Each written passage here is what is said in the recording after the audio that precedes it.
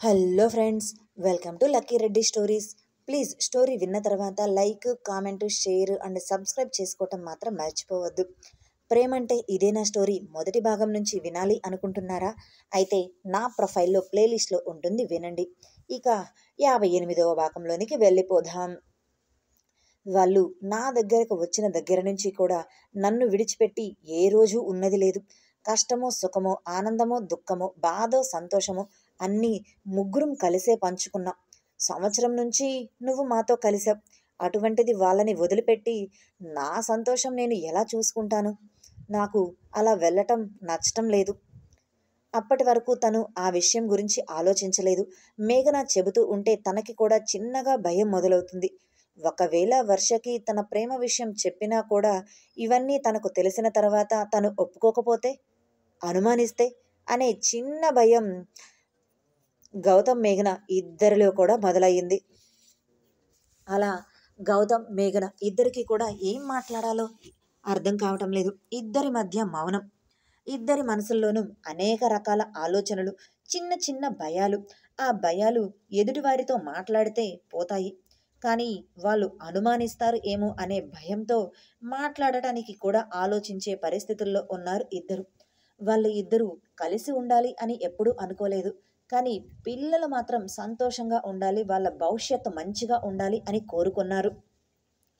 చివరికి మేఘనానే నోరు తెరుస్తూ, వర్షకి ఎలాగూ పెళ్లి కాలేదు అని తెలిసింది కదా, నీ ప్రేమ విషయం తనకి చెప్పి తనను పెళ్లి చేసుకొని హ్యాపీగా ఉండు గౌతమ్. మా కోసం నువ్వు ఇలా ఒంటరిగా జీవితాంతం ఉండటం ఎందుకు? నీ లైఫ్ నువ్వు హ్యాపీగా ఉండొచ్చు కదా అని అన్నది. మరి నువ్వు అని ఎదురు గౌతమ్ ప్రశ్నిస్తూనే, ఆకాష్కి కూడా పెళ్లి కాలేదు కదా, వర్ష ఇద్దరు పెళ్లి చేసుకోలేదు కదా, అటువంటప్పుడు ఒక ఫ్రెండ్గా నిన్ను వదిలిపెట్టి నేను మాత్రం సంతోషంగా ఎలా ఉండగలను? నిన్ను వదిలిపెట్టి వర్షాన్ని పెళ్లి చేసుకొని నేను మాత్రం సంతోషంగా ఉండగలనా? ఇన్ని రోజులు ఇద్దరు బాధ సంతోషం అన్నీ పంచుకుంటూనే ఉన్నాం పిల్లలతో కలిసి.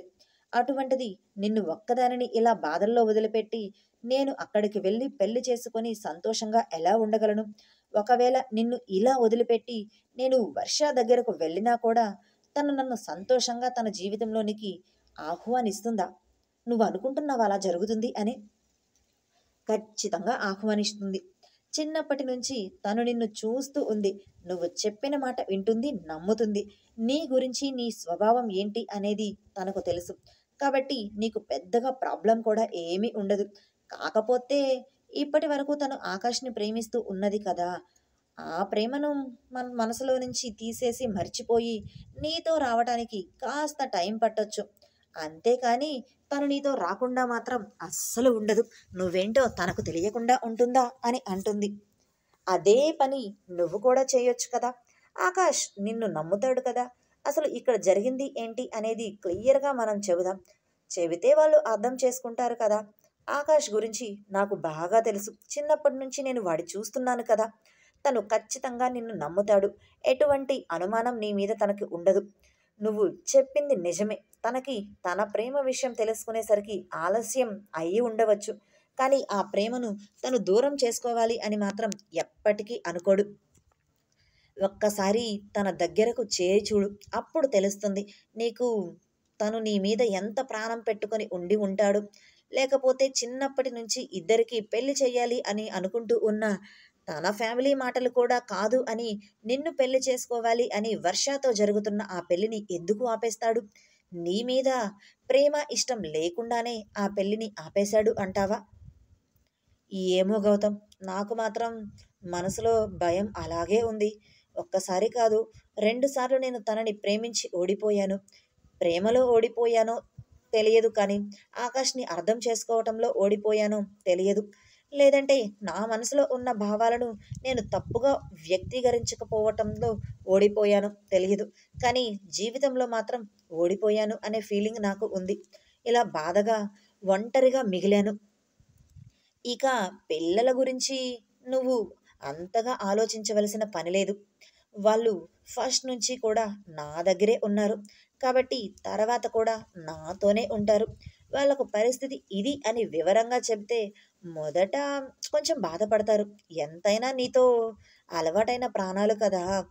నిదానంగా వాళ్ళ లైఫ్ ఇదే అని వాళ్ళు అర్థం చేసుకుంటారు. చిన్నప్పటి నుంచి నేను చెప్పిన ప్రతిదీ కూడా వాళ్ళు బాగానే అర్థం చేసుకుంటున్నారు. ఎందుకంటే ఎందుకంటే మొదటి నుంచి మావన్నీ కూడా ఒంటరి బ్రతుకులు, ఒంటరి పోరాటాలు కదా. ప్రతిదీ కూడా అర్థం చేసుకొని కాలానికి తగ్గట్టుగా మమ్మల్ని మేము మలుచుకుంటూనే అడుగు ముందుకు వేస్తుంటాం. ఇది కూడా అలానే. అటువంటిది ఇటువంటి ఒక చిన్న సంఘటన అని ఆగిపోతుంది. ఎందుకంటే అది తనకి చిన్నవి అవ్వచ్చు కానీ పిల్లలకు మాత్రం చిన్నది కాదు కదా. చిన్న సంఘటన అని మేము మర్చిపోతాము అని చివరికి లోగొంతుతో చెప్తుంది మేఘన. గౌతమ్ బాధగా, అంటే పిల్లల్ని వదిలిపెట్టి నువ్వు రావు. నేను మాత్రం ఇక్కడ నుంచి వెళ్ళిపోయి వర్షాన్ని పెళ్లి చేసుకొని సంతోషంగా ఉండాలి అంటావు. అంతే కదా నువ్వు చెప్పాలి అనుకున్నది అని కోపంగా అడుగుతాడు. అది గౌతమ్, నేను మరీ అంతా అలా అని చెప్పలేదు. మొదటి నుంచి కలిసి ఉన్నది మేమే. మా బ్రతికేదో మేము బ్రతుకుతాం.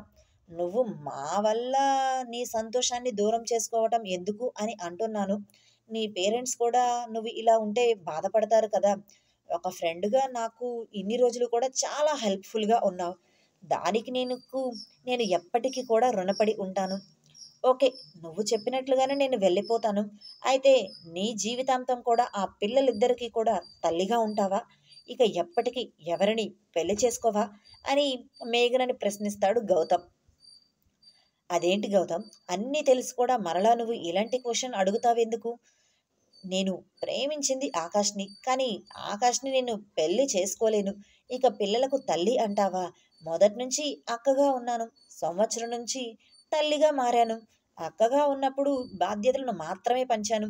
ఇప్పుడు తల్లిగా మారిన తర్వాత వాళ్ళకి ప్రేమ కూడా పంచుతూ వచ్చాను. అటువంటప్పుడు వాళ్ళని వదిలిపెట్టి నేను ఎలా అక్కడికి ఆ ఇంటికి రాగలను? నా సంతోషాన్ని నేను ఎలా చూసుకోగలను అని బాధగా అంటుంది. నువ్వు చెప్తుంది బాగానే ఉంది మేఘన. ఒక సంవత్సరం వాళ్ళకు తల్లిగా మారి వాళ్ళ ప్రేమను మర్చిపోలేక, వాళ్ళ బాధ్యతను వదిలిపెట్టలేక, నువ్వు నీ తల్లిదండ్రుల దగ్గరకు వెళ్ళలేను అంటున్నావే. అక్కడ ఆంటీ అంకుల్ ఇద్దరూ కూడా వాళ్ళ ప్రేమకు ప్రతిరూపం అయిన నువ్వు దూరమైతే వాళ్ళు ఎంత బాధపడుతూ ఉంటారు.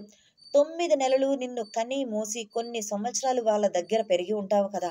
ఆ తర్వాత వాళ్ళ దూరమైన తర్వాత నీకోసం ఎంత తపించి ఉంటారు. ఎంతగా నీకోసం కన్నీరు కార్చి ఉంటారు. ఏడ్చి ఎంత సొమ్మసిల్లిపోయి ఉంటారు.